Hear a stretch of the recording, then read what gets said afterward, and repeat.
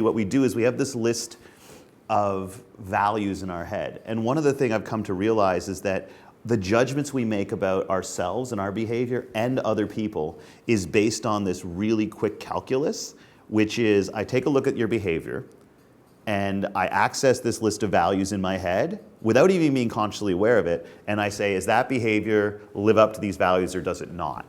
The challenge is we've never actually identified the core values or the definitions for that criteria. So most of the judgments we make about ourselves and other people, we have no idea what criteria we're using to make those decisions, which means our decisions are actually relatively ill-informed and they're not consistent as a result.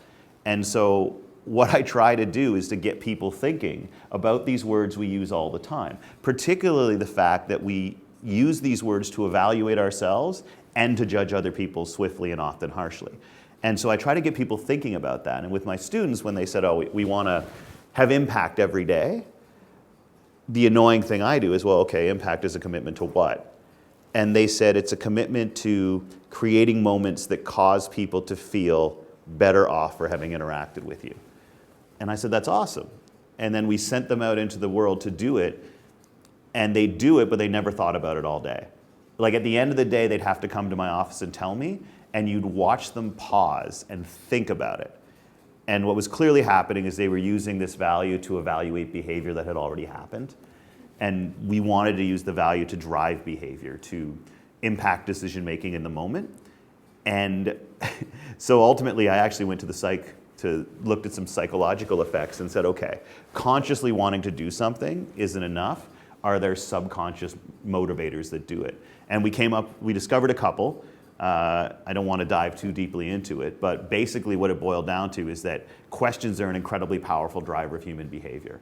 Brain hates unanswered questions, can't stand them. If I stick a question in your head, it's going to work on them the entire time, even if you're not consciously aware. Because if the brain can't find an answer, it will make one up.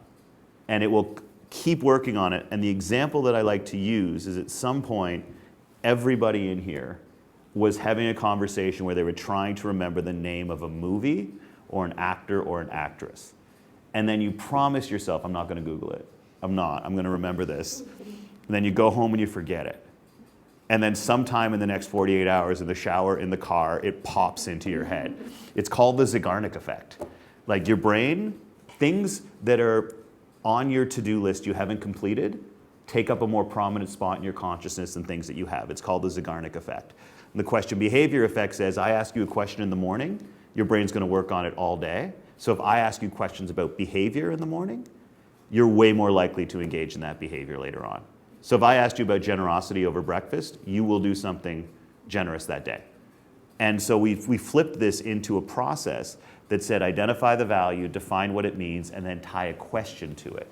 And the question we created for impact was, what have I done today to recognize someone else's leadership? And it was such a powerfully effective question that we did it for a month, and then the students didn't want to stop. So they picked another and another. And by the end of it, we created what we call the leadership test, 6 questions. And the plan was to get 3 of the 6 every single day.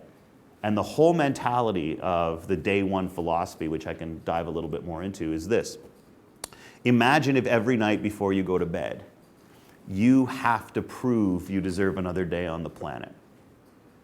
You don't evaluate it over a quarter or at the end of a 5-year plan or at the end of your life. Every single night before you go to bed, you have to prove you deserve another day on the planet. And to prove it, you have to pass the test. 3 out of 6 questions. But you're given the questions in the morning. And if that was our reality, those questions would be non-negotiable. They would be the number one thing that you took care of every day. It wouldn't be in between meetings and picking up the kids. It would be the first thing that you wanted to lop off. It basically would ensure, and that was our goal, that our to-be list would always be prioritized over our to-do list. Because our to-do list drive most of our decisions and scheduling all every day. But we said these are the values that we wanted to define us as people.